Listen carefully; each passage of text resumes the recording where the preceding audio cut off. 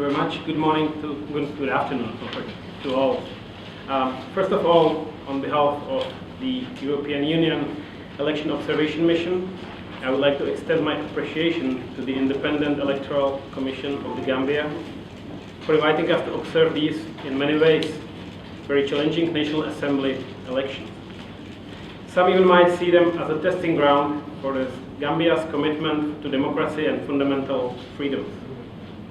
Following the well-established, long-term and country-wide election observation methodology, the mission was established on the 13th March. Just a week after, 14 long-term observers were deployed to all 7 regions of the Gambia. Around election day, we broadened our scope of observation by deploying short-term observers, including locally recruited short-term observers from the EU embassies accredited to the Gambia. We were also joined by a delegation of the European Parliament, which was led by my colleague Jean Lambert. On Thursday, our mission deployed 56 observers from European member states, Norway and Switzerland. Observers were following proceedings on election day in 222 polling stations across the country. Our observers were present in both urban centers and in rural areas. Observers followed all stages of the election day process, from the opening of polling stations in the morning until the end of the count in the late afternoon. Furthermore, our observers were present in all regional collation centers, as they were at the IEC election house during the night that followed the polls. All findings from our observers in the field were compiled and analyzed by our core team, and I would like to stress those countrywide findings form a solid base for a comprehensive assessment of the elections. So let us start with the election day. As I was saying, we observed in the 222 polling stations. We witnessed a calm and well-organized election day. Dedicated polling staff opened the voting sites on time and efficiently facilitated voting. The counting of marbles proved to be swift and transparent. However, I also have to mention the lack of transparency and accountability measures stemming from the absence of written procedures for the collation of results detracted from the overall very positive assessment of opening, voting and counting. However, the immediate announcement of aggregated results for a constituency on national television and radio fostered the transparency. And here I would like to call everyone to keep in mind that the electoral process is only completed when all legal avenues are exercised. Yet, as you all know, election observation is not one-day event, and then a proper assessment of an election cannot be made if observation is limited mainly to election day monitoring. Our assessment scope is much broader, and it encompasses legal, electoral, political, and media issues related to elections. It is also in our mandate to assess the respect for equal participation rights of women and of marginalized groups. Taking into consideration new political environment, our mission concludes that the current IEC enjoyed broad trust in its independence. While the IEC has a number of responsibilities, including the registration of political parties, voter registration, voter education, conduct of elections, it does not command its own budget, which could hamper its independence. I would like to stress that the IEC met key operational deadlines and fulfilled its mandate despite budgetary and time constraints.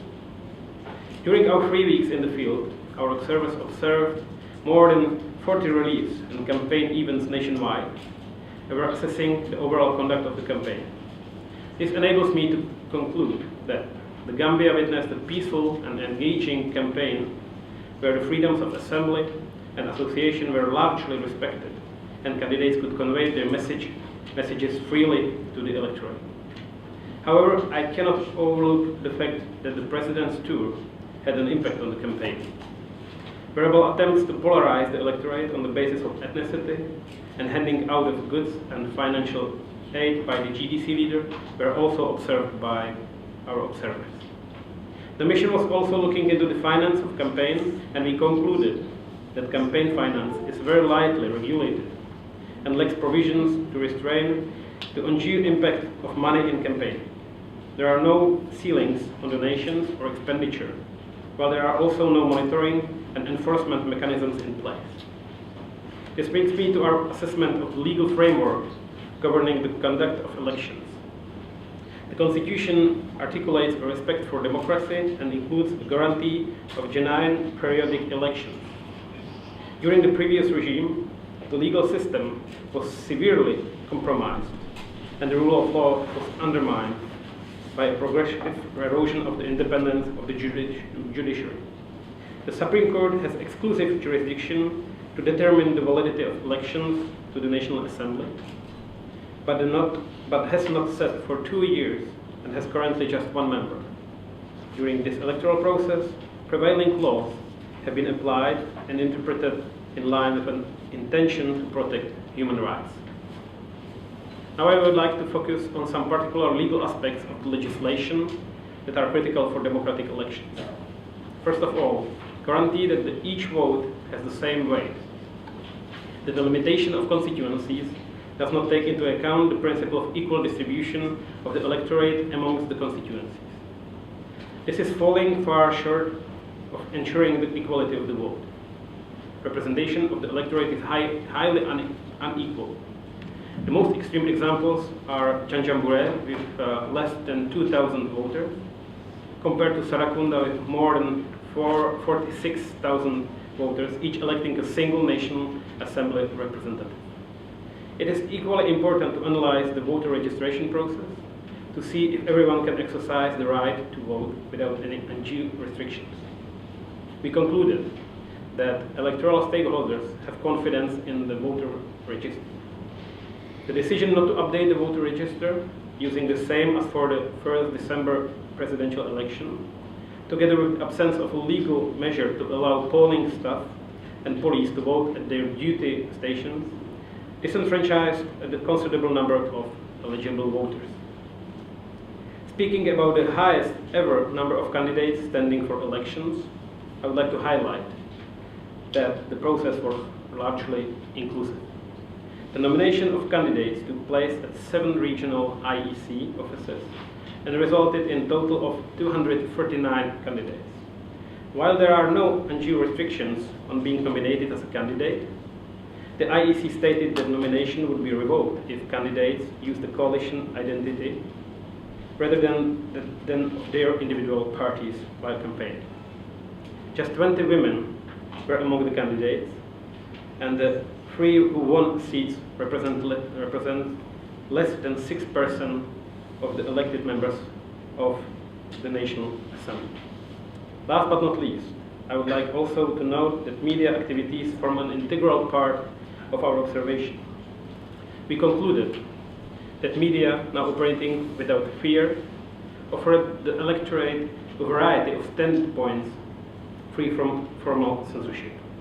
However, poor financial standing and dilapidated technical equipment impeded the ability of media outlets to fulfill their scrutineering role.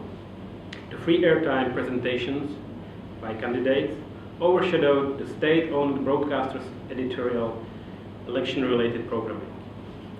Our mission would also like to commend civil society for its commitment to the democratic process, as shown us also by deployment of 400 of citizen observers on the election day. Overall, I would like to conclude by noting these highly contested elections were a decisive step in the Gambia's democratic transition. And it needs to be highlighted.